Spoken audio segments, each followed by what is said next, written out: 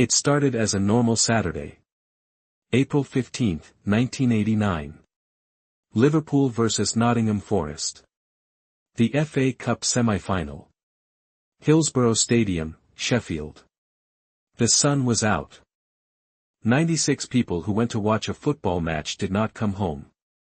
This is not a story about football. This is a story about what happens when the people in charge decide they cannot be wrong. The Leppings Lane end of Hillsborough was divided into pens. Steel fences separated the crowd. High fences. You could not climb over them. The fences were there to stop hooligans running onto the pitch. That was the fear in 1989. Hooliganism. Not crushing. Not safety. Hooliganism. Liverpool had the bigger fanbase. They were allocated the Leppings Lane end, the smaller end. Nottingham Forest got the larger Spion Kop. This was the first decision that would kill people. The turnstiles at Leppings Lane were too few. By 2:30 p.m., thousands of Liverpool fans were still outside. The streets around the stadium were packed. People were pressed against the gates. The match was about to start. Chief Superintendent David Duckenfield was in charge of policing. He had been promoted to the role 3 weeks earlier. He had never commanded a football match before. He was sitting in the police control box above the stadium, watching the crowd build on his CCTV screens. At 2:47 p.m., Duckenfield made a decision. He ordered an exit gate to be opened. Gate C. A large gate, normally locked. The idea was to relieve the pressure outside. Let the crowd flow in. What Duckenfield did not do was close the tunnel leading to the central pens.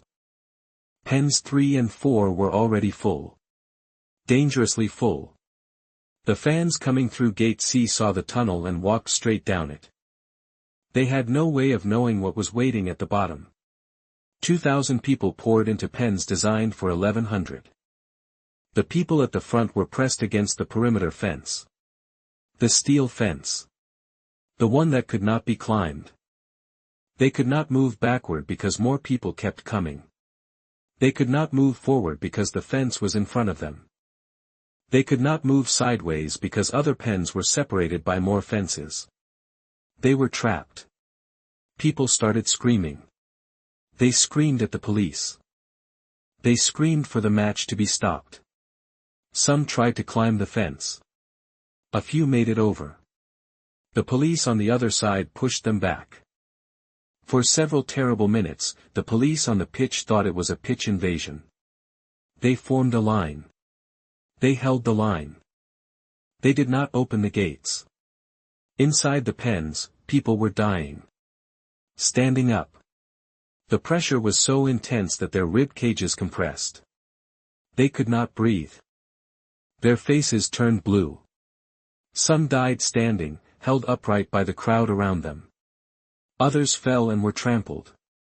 Young men. Teenagers. Fathers. At 3:06 p.m., the match was stopped. 6 minutes after the crushing had begun. By then, it was too late for most. The youngest victim was 10 years old. His name was John Paul Gilhooly. He was Stephen Gerrard's cousin. The oldest was 67. 94 people died that day. 2 more died in the hospital. 1 died 4 years later, never having regained consciousness. 97 total. What happened next was almost as bad. The police needed a story.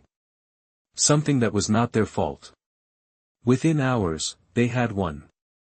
The fans were drunk. The fans were violent. The fans had charged the gate. The fans had no tickets. South Yorkshire police fed these lies to the press. The Sun newspaper printed a front page with the headline, "The Truth," and listed the accusations as facts. Liverpool has never forgiven the Sun. The newspaper is still not sold in most of the city, 37 years later. The official inquiry, the Taylor Report, was published in 1990. Lord Justice Taylor concluded that the main cause of the disaster was a failure of police control. He recommended that all major stadiums remove perimeter fencing and convert to all-seater. English football changed overnight. But criminal charges against the police? None. Duckenfield faced a private prosecution in 2000, brought by the families. He was acquitted. The families were told to go home. They did not go home.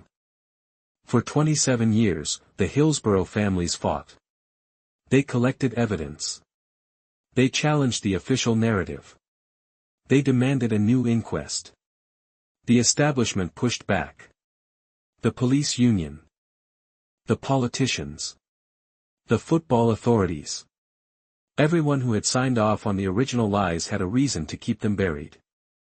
In 2012, the Hillsborough Independent Panel published its report. It revealed that South Yorkshire Police had altered 164 witness statements. 164. They had removed anything that criticized the police. They had added statements blaming the fans. The cover-up was systematic. It went all the way to the top. In 2016, a new inquest jury returned a verdict of unlawful killing. The 96 had been unlawfully killed. The police were responsible. Duckenfield was charged with gross negligence manslaughter. In 2019, he was found not guilty after a retrial. He is now retired, living in Dorset, receiving his police pension. The families never got justice. Not in the way they wanted. But they got the truth. It took 27 years. It took multiple inquests. It took the largest investigation in British legal history. It took ordinary people refusing to accept the story they were told by the people in power.